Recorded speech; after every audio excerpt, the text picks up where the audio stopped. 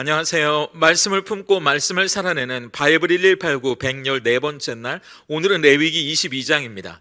지난 21장에서는 특별히 제사장들에게 요구되는 거룩함의 기준을 보면서 사실 그 직분은 부담스러운 것이나 불편한 게 아니라 오히려 하나님을 드러내는 영광스러운 특권이라는 사실을 살펴봤는데요.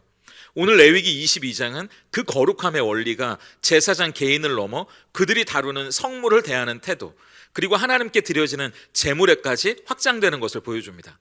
제사장은 성물을 함부로 다뤄서는 안 되고요, 자격 있는 사람만 그 성물을 먹을 수 있습니다. 그리고 제물도 흠이 없는 것만 드려야 된다고 이야기하면서 하나님의 거룩하심을 나타내는 삶의 방식이란 어떤 것인지 우리에게 이야기합니다. 그리고 현대를 살아가는 우리들에게 단지 종교적인 의식뿐만 아니라 우리의 삶 전체에서 하나님을 어떻게 대해야 하는지 가르쳐줍니다. 그래서 지난 21장과 마찬가지로 각 단락의 말미, 중요한 지점마다 나는 그들을, 나는 너희를 거룩하게 하는 여호와라는 말씀을 반복하시면서 이 모든 거룩함의 근원이, 또 이 거룩함의 이유가 우리 자신에게 있는 것이 아니라 하나님께 있음을 다시 한번 분명히 하십니다. 레위기 22장은 총 3부분으로 나눌 수 있는데요. 먼저 첫 번째 부분은 1절부터 9절까지 제사장이 성물을 대하는 규례입니다. 여기서 성물이란 하나님께 드려진 예물 중에서 특별히 제사장을 위해 따로 떼어놓은 그들에게 할당된 거룩한 부분을 이야기하는데요. 하나님께서는 아론과 그의 아들들, 그러니까 제사장들에게 이스라엘 자손이 하나님께 드렸던 제물 중에 따로 제사장들을 위해 떼어놓은 이 부분들도 경외감을 가지고 대해야 한다고 말씀하십니다. 그래서 제사장이 만약 부정한 상태, 예를 들어서 악성 피부병이나 유출병이 생겼을 경우에, 또 시체나 부정한 것에 접촉했을 경우에는 정결하게 되기 전까지는 이 성물을 먹을 수 없는 거고요, 스스로 죽거나 들짐승에 찢겨 죽은 것도 먹어서는 안 된다고 말씀하시면서 이 규례들을 어기면 죽음에 이를 수도 있다고 경고하십니다. 하나님의 거룩함이 얼마나 철저하고 또 그분께 속한 것을 다루는 이들이 얼마나 구별되어져야 하는지를 우리에게 보여주는 거죠. 그리고 두 번째 부분은 10절부터 16절까지 이 성물을 먹을 수 있는 사람들의 범위를 규정하시는데요. 아까 성물은 제물 중에서 특별히 제사장을 위해 따로 떼어놓은 그들에게 할당된 부분이라고 말씀드렸잖아요. 그렇다고 제사장이라고 해서 그와 관련된 사람들이 다 이 성물을 먹을 수 있는 건 아닙니다. 제사장이 집에 잠시 머무르는 손님이나 품꾼은 먹을 수 없어요.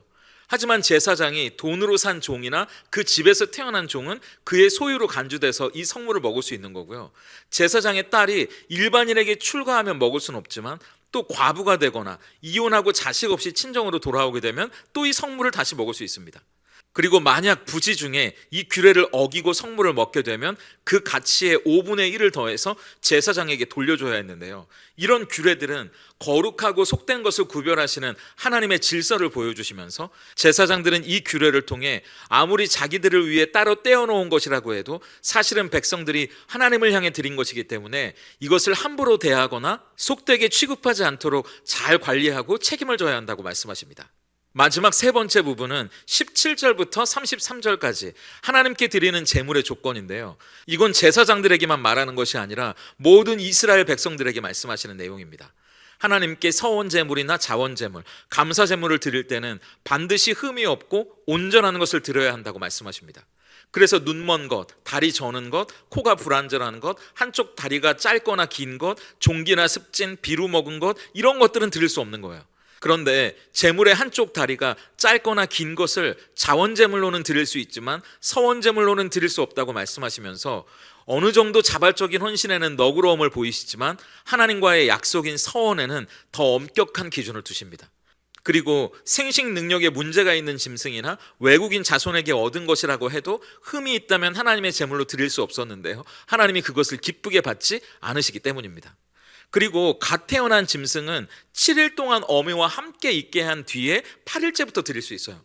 그리고 아무리 짐승이라도 어미와 새끼를 같은 날에 잡지 말라는 긍휼의 명령도 주시고요, 감사 제물은 그날에 다 먹고 아침까지 남겨두지 말아야 한다고 말씀하시면서 이 모든 규례의 이유는 그들이 섬기는 하나님이 거룩하시기 때문이라는 걸 다시 한번 강조하면서 이 22장이 마무리됩니다. 오늘 우리는 레위기 22장을 보면서 두 가지 교훈을 깨닫게 되는데요. 첫 번째는 하나님이 만드신 모든 것을 거룩하게 대해야 한다는 사실입니다. 우리가 살펴본 대로 22장은 이미 드려진 제물 중에서 제사장의 몫으로 주어진 것을 어떻게 대해야 하는지에 대해 이야기하고 있잖아요. 그런데 이렇게 생각해 보세요. 이미 내 것으로 주어진 거잖아요. 하나님께 드리는 제물은 다 제사 때 태워져서 끝났고 이제 남은 건 어차피 제사장들에게 주어진 거니까 내 마음대로 해도 되지 않는 거냐? 그렇게 생각할 수 있다는 거죠. 그런데 2절은 이렇게 이야기하시는 겁니다. 아론과 그의 아들들에게 말하여 그들로 이스라엘 자손이 내게 드리는 그 성물에 대하여 스스로 구별하여 내 성호를 욕되게 함이 없게 하라. 나는 여호와이니라. 그래서 제사장이 부정한 상태에서는 그것을 먹을 수 없는 거고요. 심지어 가족이라고 해도 정해진 조건이 아니면 먹을 수 없도록 하십니다. 이 규례를 통해서 성물은 단순히 음식이 아니라 말 그대로 하나님과의 관계를 상징하는 거룩한 것이라는 걸 잊지 않게 하시는 거죠. 요새 먹방이 한창 유행이잖아요.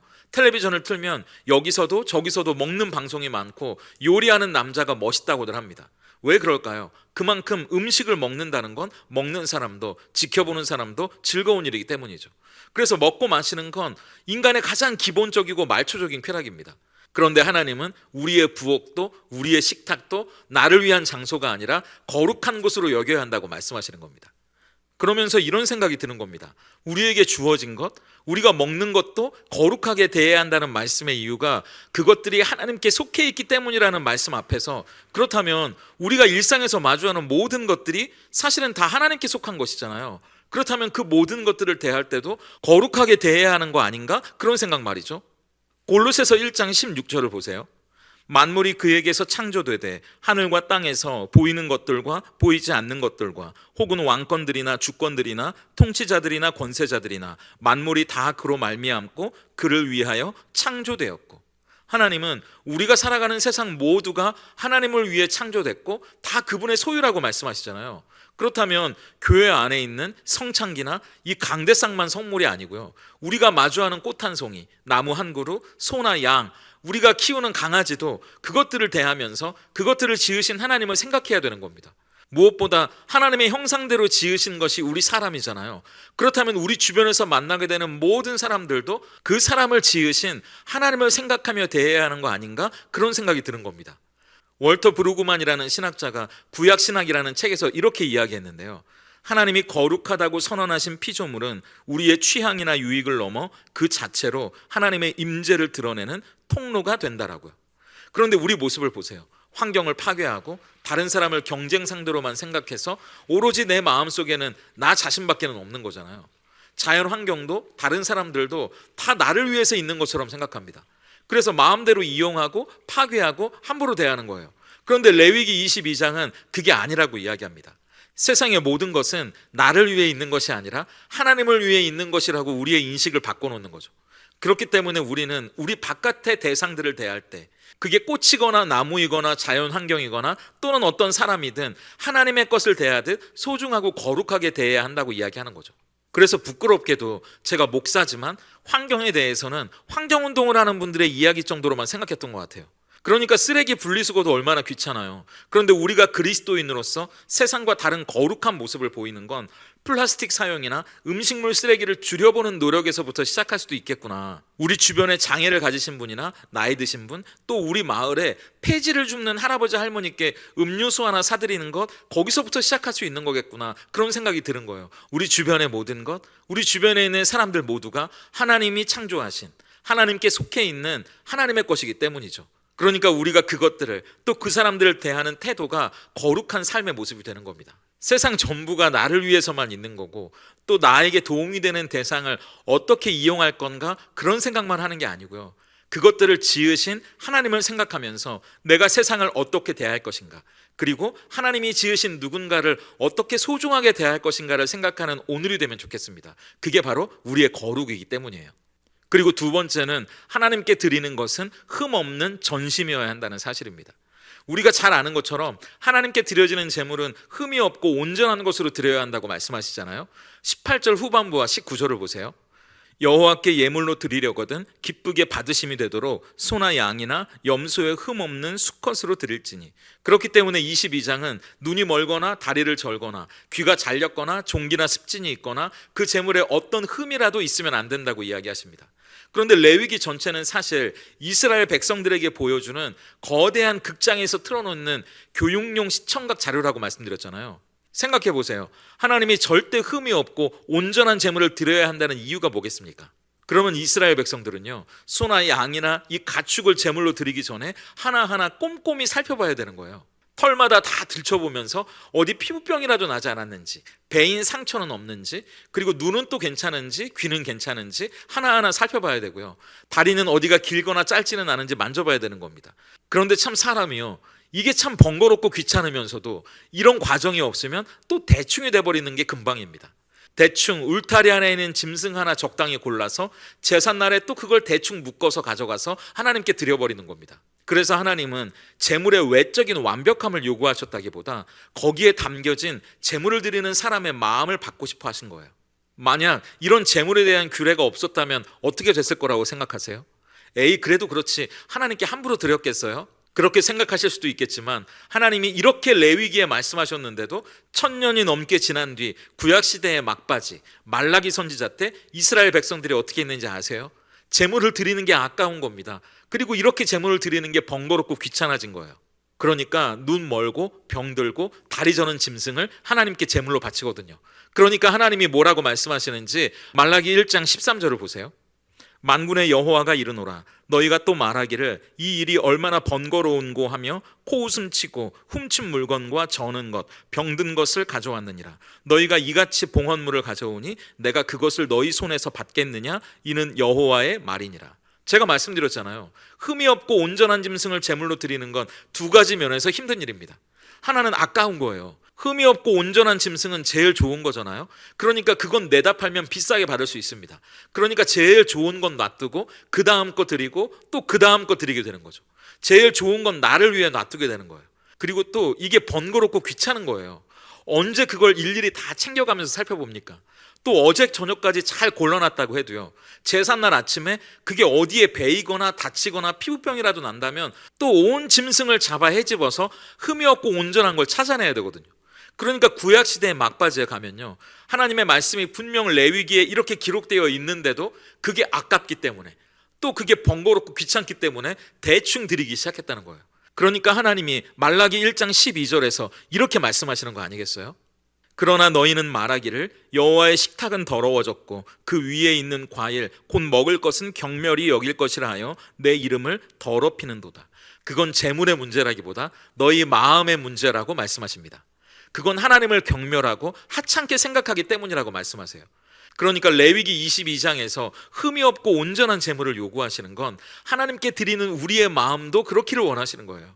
예배를 드릴 때 우리가 부르는 찬양, 그리고 드려지는 헌금, 설교를 듣고 우리의 삶에 진지하게 적용하는 것, 그 안에 담긴 마음도 다 진심이기를 하나님은 원하시는 겁니다. 그냥 주일이니까 늘 하던 거니까 또 안 가면 찜찜해서 그렇게 드리는 예배가 아니라 하나님은 우리의 준비된 마음을 받으시길 원합니다. 또 하나님께 가장 좋은 것을 드리고자 하는 우리의 마음을 받으시길 기뻐하신다는 거죠. 예배당 안에서 하나님께 드리는 우리의 예배가 그렇게 정직하고 진실한 고백, 최선을 다하는 우리의 마음이기를 바라고요. 예배당에서 뿐만 아니라 우리의 삶의 모든 순간도 그렇게 하나님께 올려지는 우리의 마음의 고백이 되기를, 정직하고 진실하고 최선을 다하는, 그래서 하나님이 보시기에도 참 좋은 우리 삶의 순간이 되기를 소망해 봅니다. 오늘 바이블 1289 적용입니다. 첫째, 일상 성물 찾기예요. 내가 사용하는 물건, 내가 머무는 공간, 내가 만나는 사람 모두가 하나님께서 나에게 맡겨주신 성물이라고 생각해 보시면 어떨까요? 그러면서 그것을 내게 주신 하나님의 뜻을 한번 생각해 보세요. 제사장이 성물을 경외함으로 대하는 것처럼 하나님이 창조하셨고 우리에게 주신 모든 것을 한번 거룩하게 여겨보는 거죠. 그리고 어떻게 하면 그것을 통해 하나님의 거룩함을 나타낼 수 있을지 생각하고 실천해 보시면 좋겠습니다. 그리고 두 번째, 흠 없는 최선 드리기예요. 흠 없는 제물이란 완벽한 결과물이 아니라 하나님을 향한 우리의 최선과 전심이라고 했잖아요. 그렇다면 직장에서 또 가정에서 내가 하고 있는 일들 속에 최선을 담아보시면 어떨까요? 직장에서 일을 할 때 조금 더 최선을 다해보는 겁니다. 그리고 가족과 함께 보내는 시간도 핸드폰을 내려놓고 온전히 서로에게 집중해 보시는 거예요. 하나님께 드리듯 그 시간에 최선을 다하는 거고 그 사람에게 최선을 다하는 겁니다. 우리의 일상의 작은 선택과 행동 가운데 진심과 최선을 담아보시면 좋겠습니다. 함께 기도하겠습니다. 거룩하지 못한 우리를 그리스도의 피로 거룩하게 하시고 내가 거룩하니 너희도 거룩하라 말씀하시는 하나님 앞에 오늘도 섭니다. 하나님이 창조하신 세상과 우리 곁에 허락하신 사람들을 하나님의 성물로 대하지 못했던 우리를 돌아봅니다. 이 봄 내리는 빗방울과 피어오르는 꽃을 보면서도 창조주 하나님을 대하듯 하게 하시고 주변의 사람들을 하나님이 내게 맡기신 거룩한 선물로 여기듯 대하게 하셔서 우리의 가정과 일터가 경외와 감사로 채워지게 하시옵소서. 또한 하나님께 드리는 모든 시간이 흠없는 진심이 되길 소망합니다. 시간과 재능과 물질, 우리의 모든 삶의 순간들을 기쁘게 받으실 만한 제물로 올려드리게 하셔서 직장에서 작은 업무도, 가정에서 사소한 섬김도, 만나고 지나치는 한 사람도 허투루 지나치지 않게 하시고 죽게 하듯 최선과 전심으로 대하게 하시옵소서. 우리는 연약하고 부족하오니 나는 너희를 거룩하게 하는 여호와라 말씀하신 것처럼 능력의 손으로 우리를 붙드시고 이끌어 주셔서 하나님의 선하시고 온전하신 뜻이 무엇인지 분별하며 살아가는 우리들 되게 하시옵소서. 예수님의 이름으로 기도드립니다. 아멘.